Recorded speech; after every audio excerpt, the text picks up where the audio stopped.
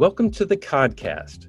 A poll taken in mid-July indicated 77% of Massachusetts residents had a very favorable or somewhat favorable view of Governor Charlie Baker. That same poll found 81% of voters strongly or somewhat approved of his handling of the COVID-19 outbreak. With numbers like those, the governor is practically walking on water. But are those numbers warranted? And do they mask issues that the governor is failing to address? I'm Bruce Moll of CommonWealth Magazine, and with me today are two skeptics. Joan Vennochi is a columnist for the Boston Globe, and Ben Downing is a former state senator from the Berkshires who is now working for a solar power firm and someone many people discuss as a gubernatorial candidate in 2022. Welcome to both of you. Nice to be here. Great to be here, Bruce. Joan, let's start with you, a fellow colleague in the news business here. How do you rate Governor Charlie Baker? How's he doing right now, do you think? Well, who am I to question the opinions of the people of Massachusetts? I mean, his favorability is like, as you said, he walks on water, and I think he has done a reasonably good job. I think he looks like he's in charge. He looks like a manager. He keeps on saying he's data-driven. My issues with him are mainly in terms of his response to long-term care facilities, and specifically what happened at the Holyoke Soldiers Home, where I think there's accountability that he has not yet really embraced. Ben, how about you? Yeah, I think that Governor Baker has clearly done better than many other governors, many other leaders, certainly better than our current president. But I don't think better than bad is good enough when it comes to this crisis. I think I recently saw Congressman Moulton say that Governor Baker has taken just about every step right, but about 2 weeks late. And I think that is a fair assessment. I think the governor has been too slow to move in response to many of the troubling trends that we saw at the earlier stages of the crisis. And I fear he is making similar mistakes as we move forward now. So I think certainly better than many other leaders at this time, but that shouldn't be the bar that we set or expect for public leaders. And Joan, I know you've written about this a little bit with the Holyoke Soldiers Home, but talk a little bit about your concern there. Right. My concern about Holyoke is, what happened during the week in March that ultimately led to, I think, the deaths of at least 76 residents of the Holyoke Soldiers Home from COVID-19. The decisions that were made under then Superintendent Bennett Walsh. So that's one moment in time.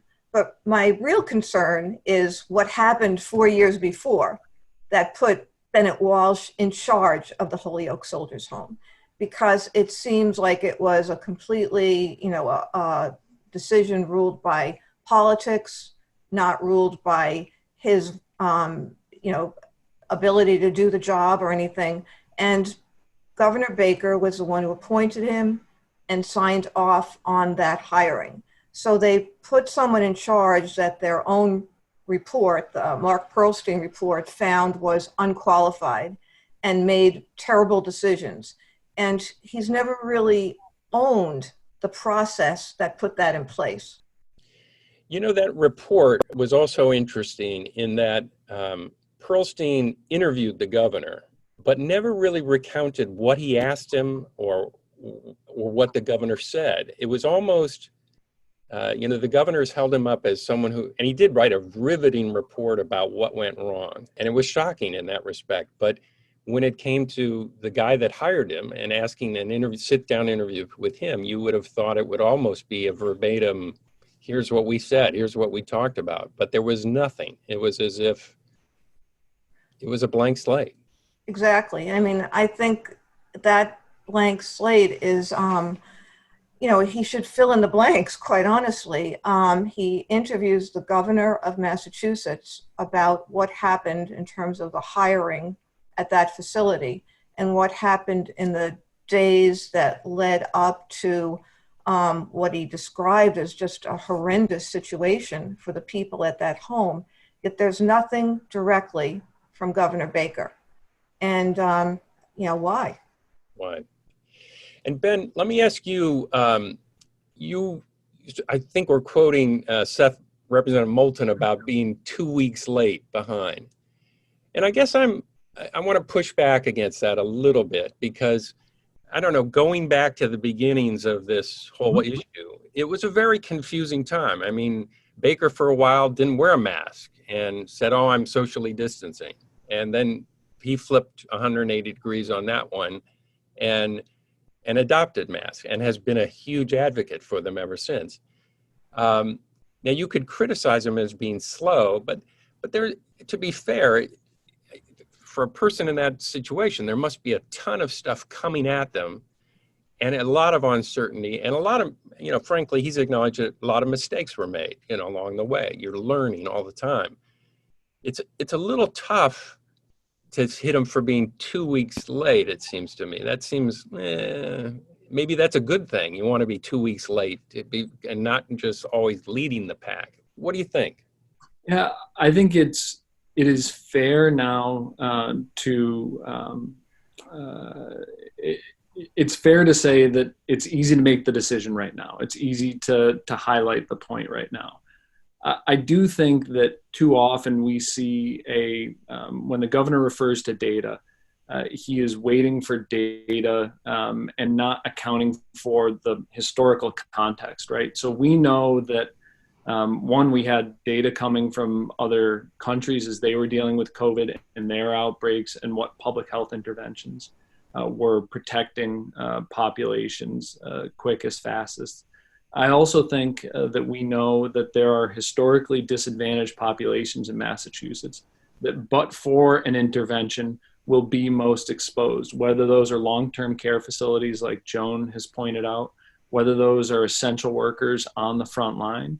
And I think that we need to be able to both balance the understandable caution, but also the context for where and how we are making decisions.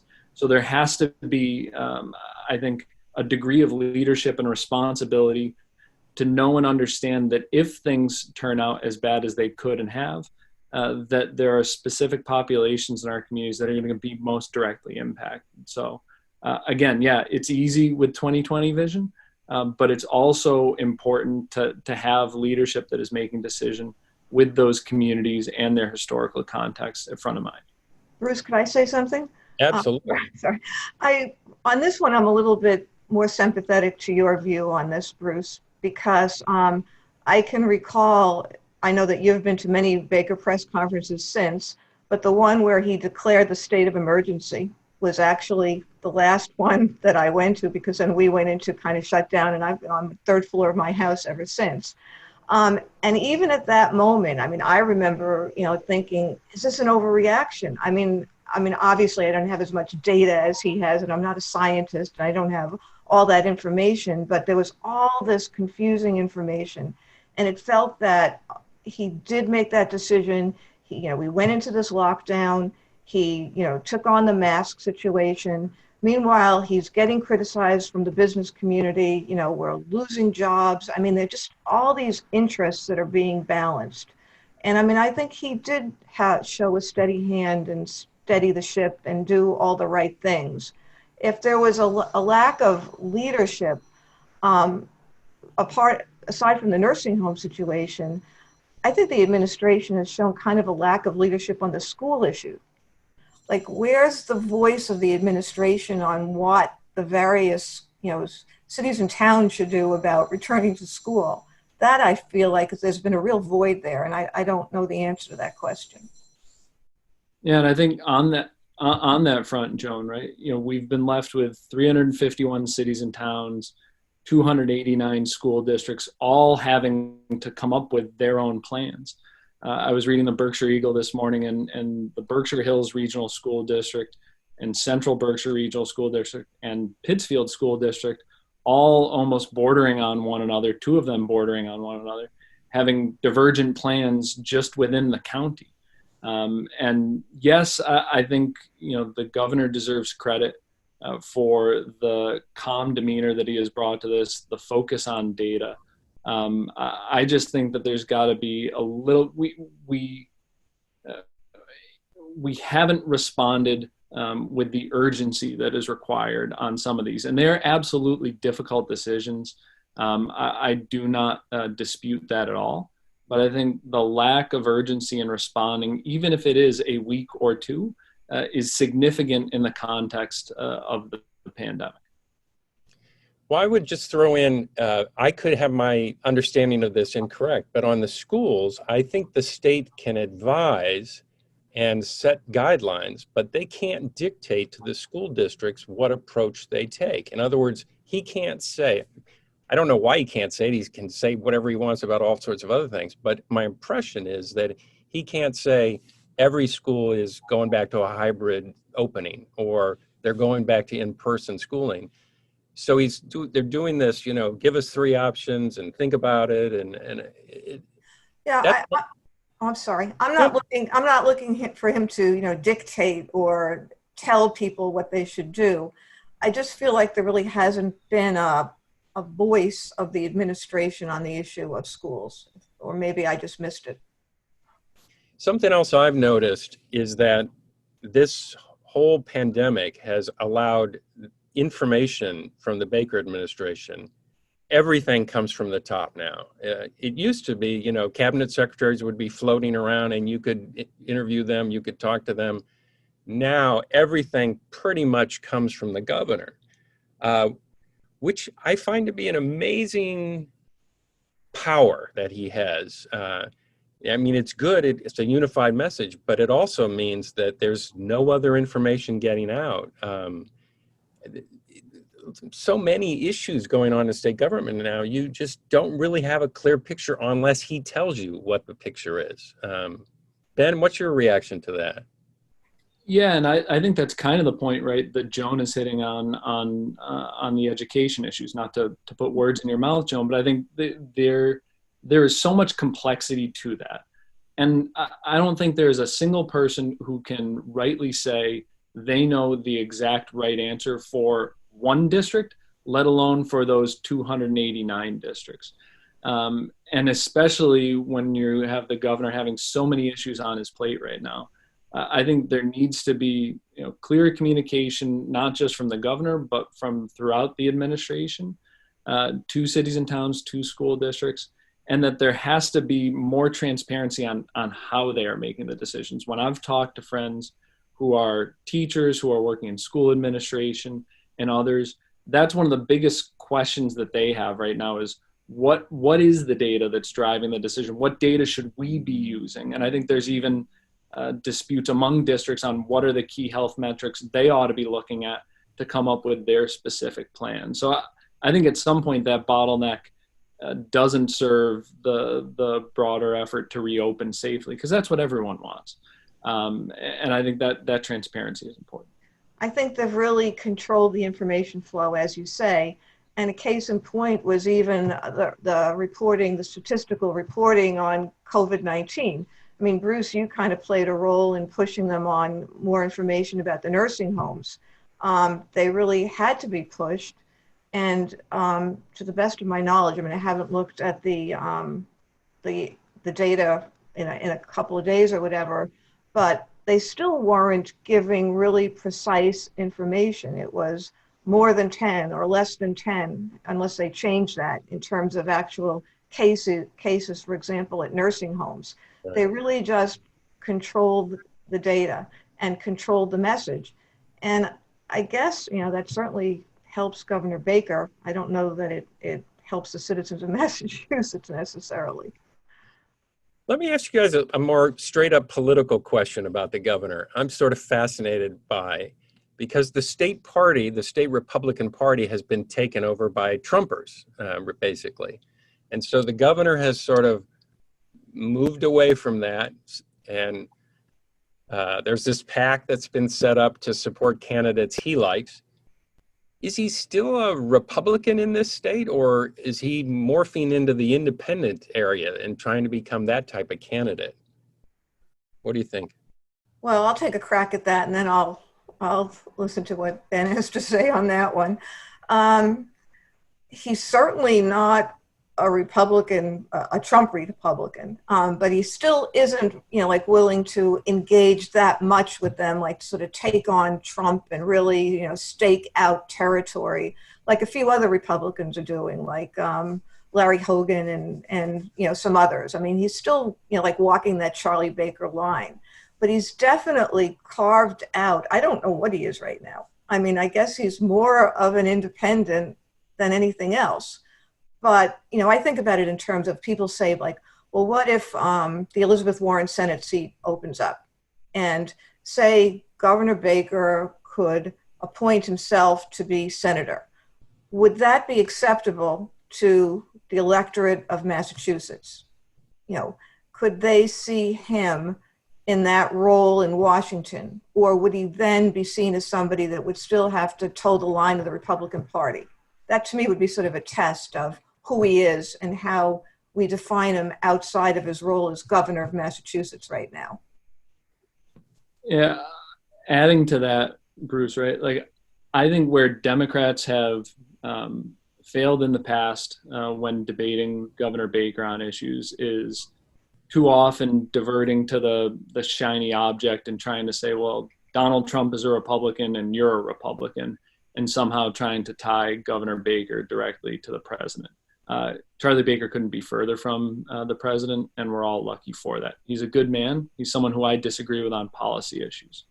I think where the focus ought to be less on what party Governor Baker falls into is more on his actual record, and not just his record during the pandemic, but the record that he has had in office up until the pandemic and through it as well, right? And I think Governor Baker has had little to no obstacles to enacting his agenda.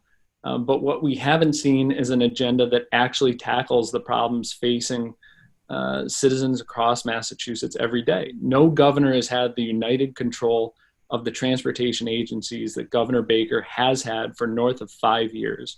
And we can see little positive progress for folks, whether you're riding the Blue Line at the MBTA, which I now ride, or if I'm out in Pittsfield visiting with former constituents and friends who are reliant on the BRTA or trying to get over their crumbling roads and bridges, right? So I think it's interesting to think about which party Governor Baker falls or where he would label himself politically at this point.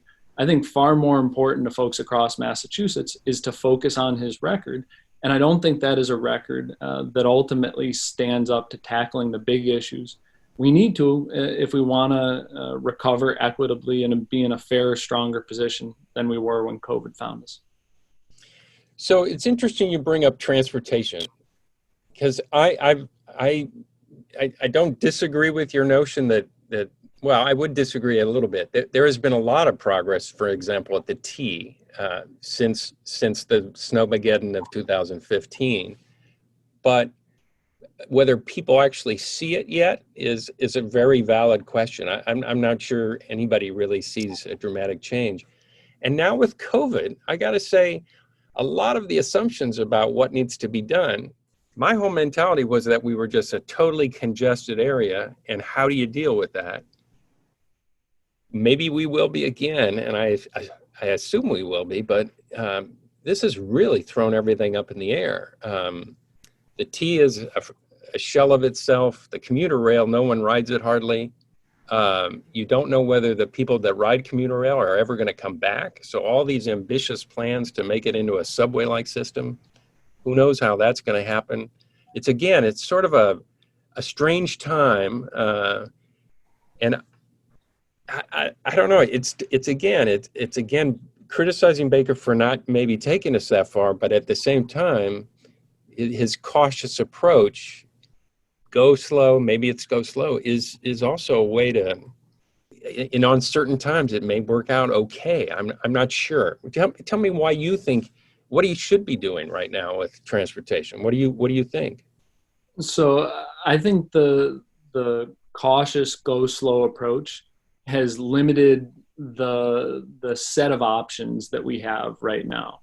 I think the broader public, those who rode public transit in one form or another every day before the pandemic, rightly have questions and concerns about whether or not that is a safe alternative right now, because they saw a system that was crumbling, that was not kept up, where you had a decent chance of there being a significant issue on your line on any given day at any given moment. And I think the work that needs to be done right now is, quite frankly, rebuilding the public's confidence, faith, and trust in that system. And I think that is no small task, given what is not just a failure by Governor Baker, but what is a 30 or 40-year failure across Massachusetts and of both parties to invest in that system. And I think there needs to be an ongoing public campaign right now to inform potential riders and past riders of the steps that the MBTA is taking, the steps that all the RTAs are taking, to make sure that that is a safe alternative for riders across the state. Because to your point, Bruce, it absolutely will undermine any effort to expand transit, to improve transit, to tackle congestion. To get to your point of, do we just end up being a congested area around Boston again? We absolutely will, unless we address that concern, that trust and faith that riders don't have. And if we also don't address the other issue, which is over-reliance on Greater Boston as the only economic hub of Massachusetts. That's the other part of that congestion debate that doesn't come up nearly enough. It's creating economic opportunities in gateway cities and surrounding economies. But the immediate is a public campaign to show what the MBTA and other agencies are doing to make sure that that is a safe alternative for everyone who can take advantage of it now. That has to be start one, and I don't think we've done enough there. Bruce, can I say something? I mean, 2020 obviously was supposed to be the year of transportation and the year of the T, and COVID-19 has completely kind of knocked the wind out of that and sort of made people think about a reset.